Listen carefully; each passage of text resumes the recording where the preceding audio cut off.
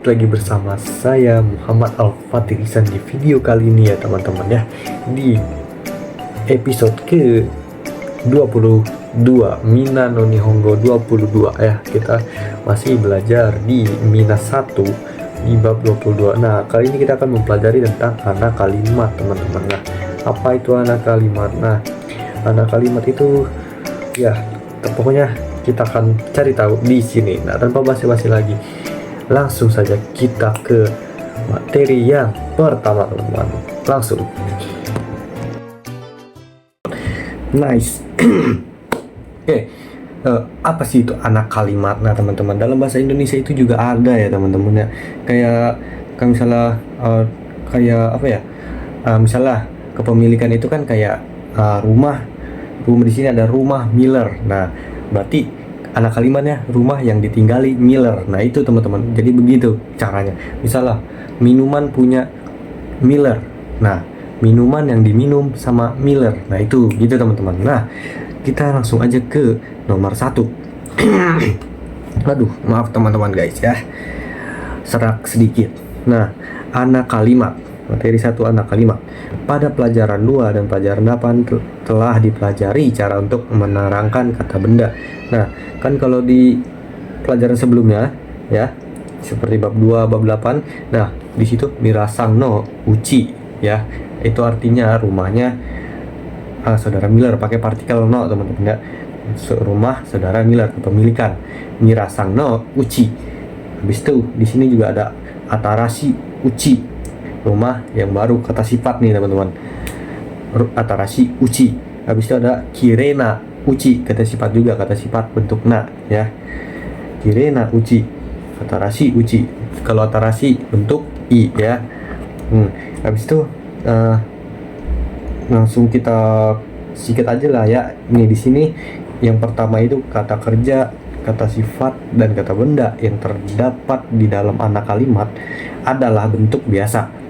Untuk kata sifat na menjadi na, sedangkan kata benda menjadi no. Nah kalau kata sifat na ya tetap na dianya ya, jadi na. Kalau kata sifat benda, nah tambahin no gitu teman-teman. Nah di sini ada contoh kalimatnya. Tokyo, salah maaf, Kyoto ya, Kyoto he. Nah kan kalau kita mau mau jelasin orang yang pergi ke Tokyo, orang yang pergi ke Kyoto, atau orang yang berdiri di sana, atau orang yang ganteng, atau orang yang itu. Nah kita ingin menjelaskan orang yang ininya bagaimana. Nah kita bisa pakai anak kalimat kayak gini teman-teman. Tokyo iku hito. Nah jadi kata kerjanya dulu, baru kata bendanya iku hito ya. Tokyo iku hito ya. Orang yang pergi ke Kyoto, Kyoto iku hito. Maaf nih, aduh Tokyo mulu ya. Kyoto iku hito, orang yang pergi ke Kyoto. Nah habis itu Kyoto ikanai hito ya, orang yang tidak pergi ke Kyoto gitu teman-teman. Habis itu Tokyo ita hito, orang yang telah pergi ke Kyoto ya. Kyoto ikanakata hito, orang yang tidak pergi ke Kyoto juga tapi lampau ya, orang yang telah tidak pergi ke Kyoto gitu teman-teman artinya ya. Nah itu jadi kayak gitu bentuknya ya, untuk anak kalimat itu ya. Jadi kayak kita mau menerangkan sesuatu, orang yang pergi ke Kyoto. Ini kalau ini temanya tentang orang yang pergi ke Kyoto. Misalnya kalian ngeliat, misalnya kalian kenal orang ini, nah orang ini jelasinnya mau yang gimana. Nah misalnya orang ini yang kemarin pergi ke Kyoto nih, wah orang ini kemarin ke Kyoto nih. Nah jadi kalian bisa, wah hito wa Kyoto iku hito gitu teman-teman. Orang yang pergi ke Kyoto, Kyoto iku hito, orang yang pergi ke Kyoto. Nah atau enggak yang lainnya kayak ikana ita atau ikana kata. Nah itu bisa tergantung konteksnya ya. Nah habis itu kalau untuk kata sifat, di sini ada sega takakute kami ga kurai hito. Kuroi ya, maaf, kuroi hito, sega takakute. Nah ingat, kalau kalian ingin menjelaskan lebih dari satu kata sifat, berarti bentuk T ya teman-teman ya, dikasih bentuk T. Kalau untuk kata sifat kute, i nya dihapus, kute. apa namanya, berarti di sini Sega Takai, dari kata Takai. Sega Takai itu artinya apa? Bukan bukan punggung tinggi ya, tapi sebenarnya itu hampir tepat, tapi maksudnya itu badannya itu tinggi ya teman-teman ya, jangkung jangkung. Nah, jadi kalau misalnya kalian ingin menjelaskan orang itu tinggi dan apa, dan di sini rambutnya hitam. Nah, orang misalnya kalian ingin, wah orangnya tinggi rambutnya hitam, orang itu rambutnya tinggi dan rambutnya tinggi, salah, maaf, maksudnya orang itu badannya tinggi dan rambutnya hitam. Nah, kalian ingin menjelaskannya begitu, gimana bahasa Jepang ya, tinggal kayak biasa, Seiga Takakete ya, Kamiga Kuroi ya, Kuroi Hito, Kamiga Kuroi Hito, tinggal kasih Hito di belakangnya, yang artinya itu orang, orang yang apa, orang yang tinggi dan rambut hitam gitu teman-teman, yang badannya tinggi dan rambutnya hitam. Nah, ingat pakai kute kalau kata sifat i ya, kute dari takai jadi takakute.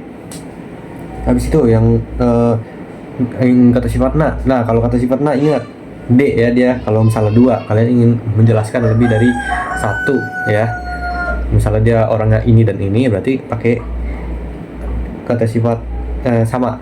Kata sifat na itu dia d bukan ente. Jadi di sini shinsetsu de kirena hito, nananya ikut ya teman-teman. Kalau kirena hito ada kata bendanya soalnya di belakang, kirena hito ya. Kalau nggak ada kata bendanya, nggak ada kata hitonya, berarti shinsetsu de kirei des ya, gitu aja teman-teman. Tapi itu berarti kita nggak tahu ngejelasin apa, orang atau apaan gitu kan. Nah, jadi apa, shinsetsu de kirena hito, orang yang baik dan cantik gitu teman-teman. Nah, kalau untuk kata benda, nah ini kayak yang tadi saya bilang, tinggal tambahin partikel no ya. Apa nih di sini, rokuju go sai no hito, rokuju go sai no hito, orang yang berumur 65 tahun teman-teman. Contoh apa lagi nih, contoh misalkan kasih contoh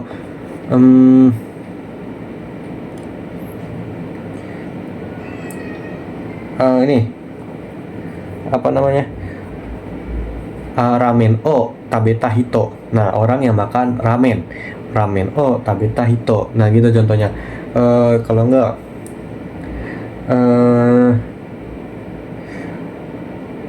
ini misalnya kata sifat i ya teman-teman.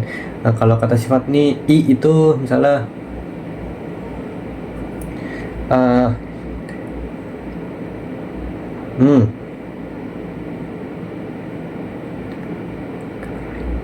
nah, misalnya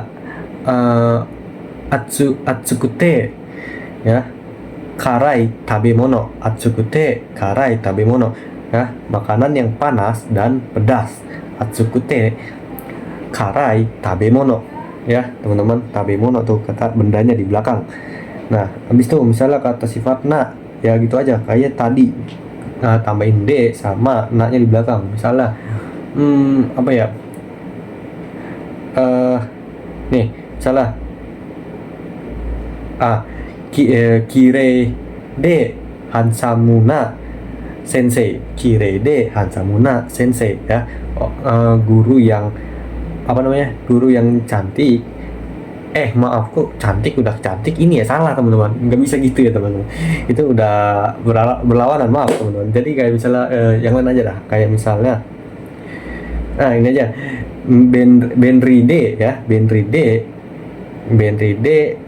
sama Kire na kabang ya, Benride Kire na kabang, tas yang praktis dan cantik ya, Kire na kabang, Benride Kire na kabang gitu teman-teman. Nah, habis itu untuk kata benda, itu kita ingin menjelaskan siapa ya.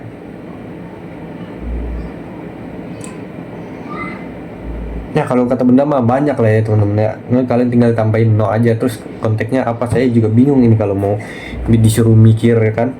Aduh, kita lanjut aja biar cepet ya. Oke, langsung aja ke yang kedua teman-teman ya. Ini nomor 1, yang kedua. Anak kalimat dipakai dalam berbagai pola kalimat seperti di bawah ini. Nah, ini di sini contoh-contohnya teman-teman. Nah, di sini korewa mirasanga sungdeita uchi desu. Korewa mirasanga sungdeita uchi desu ya.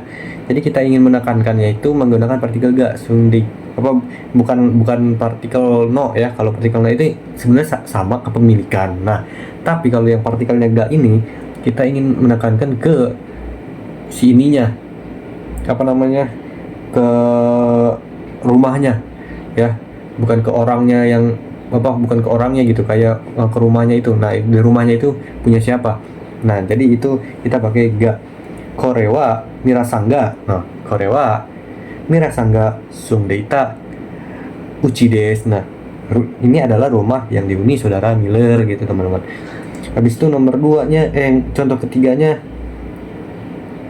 di sini ada mirasanga sungdeita uchi wa furui desu. Rumah yang ditinggali saudara Miller tua, jadul ya teman-teman. Itu teman, mirasanga sungdeita uchi. Jadi di sini topiknya itu mirasanga sungdeita uchi ya, rumah yang ditinggali saudara Miller. Kalau kalian bisa ganti lagi bisa, kayak misalnya teman kalian atau enggak orang tua kalian, ryoshinga sungdeita uchi. Nah, rumah yang tinggali orang tua kalian, nama itu furui atau enggak kata sifat yang lain, kalian tergantung kalian sendiri. Nah, habis itu yang keempat nih, contoh keempatnya, mirasanga sungdeita uchi o kaimasta ya. Ini partikelnya o karena dia kaimasta, telah membeli. Dia berarti membeli rumah yang dihuni saudara Miller, telah ya, udah dibeli berarti sama dia. Soalnya tadi kaimasta. Habis itu 5, watashi wa mirasanga sungdeita uchi ga suki desu. Nah, kayak gitu teman-teman ya.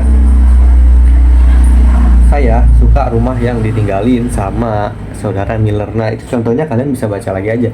Ini sebenarnya langsung, kalau kalian baca juga langsung nges sih pasti.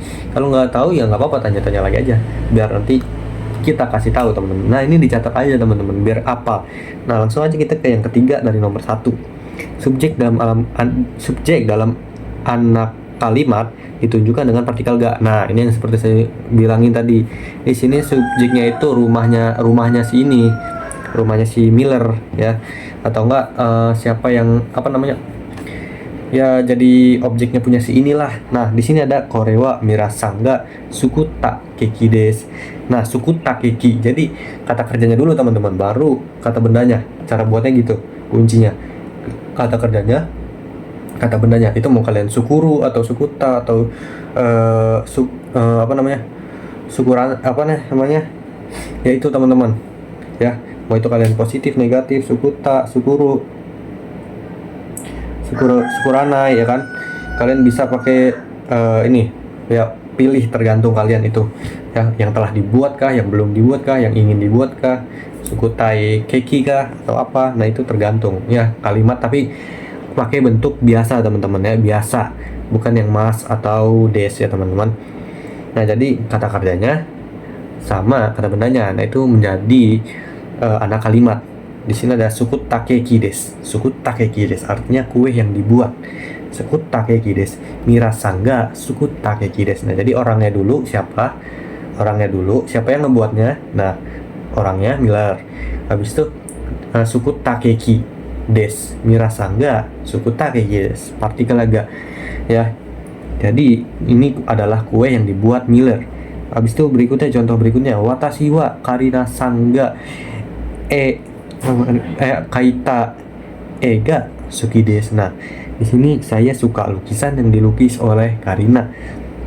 Apa nih? Kaita ya, kaki mas. Kaita kaita dalam bahasa Jepang gambar itu doang teman-teman, huruf ya, pakai kanji juga bisa, ada kanjinya dia. Jadi di sini kaita kan, kalau tadi suku takeki, kalau ini kaita gitu teman-teman. Baru sukides atau apa gitu kan, boleh. Di sini Karina Sangga, orangnya Karina, yang ngebuatnya itu Karina Sangga kaita nah gitu teman-teman. Habis itu contoh berikutnya, anatawa karega umareta tokoro o shiteimasu ka. Nah, ini kalau misalnya ini pertanyaan ya teman-teman, apakah Anda tahu tempat dia lahir? Karega, Anda tahunya ini opsi ya, kalian mau pakai atau enggak nama yang lain itu bisa, tergantung orangnya, kalian yang ajak bicara itu siapa. Jadi Karega umareta tokoro o shiteimasu ka? Tahu nggak shiteimasu ya, shirimas, dari kata shirimas, shiteimasu. Nah gitu teman-teman, langsung aja ke bumpo yang kedua. Kata kerja bentuk kamus jikang sama yakusoku dan yoji. Nah apa bedanya jikang, yakusoku, yoji? Itu mah beda banget, nggak ada, sebenarnya hampir nggak ada samanya sih. Bedanya beda tipis ya, samanya sama tipis. Abis itu di sini jika menunjukkan waktu bicara melakukan suatu ada janji. Nah kalau jikang itu artinya waktu ya teman-teman, waktu.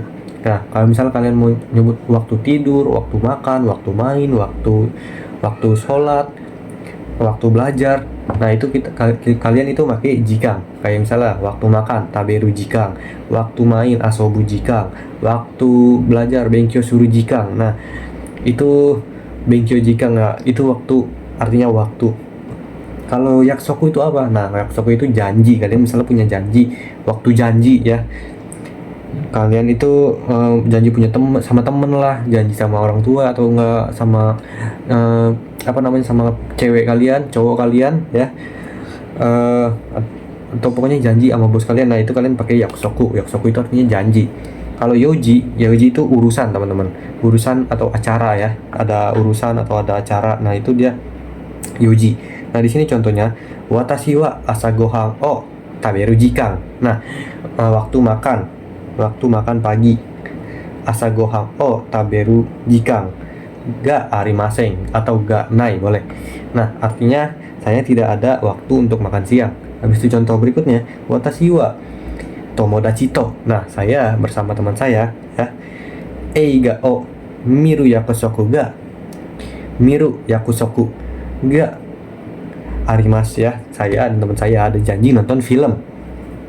Eiga o miru, jadi kata apa namanya, kata bendanya dulu, habis itu partikel o, kata kerja bentuk u, mau itu taberu atau enggak yaksoku atau enggak yoji di sini ya teman-teman. Baru lanjutin kalimat berikutnya, saya ada janji dengan teman untuk nonton film. Nah yang 13 ya, maksudnya ini contoh yang berikutnya, di sini nomornya 13. Kyo wa shi yakusho iku yoji ga arimasu. Nah itu ada acara, berarti dia ada urusan hari ini, ada urusan pergi ke kantor wali kota. No, shiyakusho itu kantor ya, kantor wali kota. Shiyakusho iku yoji ga arimasu ya, kalimat bentuk u ya, bentuk kamus. Habis itu kata kerja bentuk mas dan masyoka. Nah ini sebenarnya nggak perlu di ini teman-teman ya, nggak perlu dibahas lagi soalnya udah di bab-bab kemarin. Masyoka itu kayak untuk mengajak ya, ini sama aja kan. Kalau di sini konteksnya itu kayak contohnya kono heya kyo miru koto ga dekimasu ka ya, bisa nggak lihat kamarnya hari ini, apakah kamar ini dapat saya lihat hari ini ya, imakara ikimashou ka. Nah itu kayak dia ngajak ya, bagaimana kalau lihat gitu. Gitu doang teman-teman di bab 22 kali ini. Sampai jumpa di video selanjutnya. Ciao bro. Kalau ada yang tanya jangan lupa dicatat. Oke.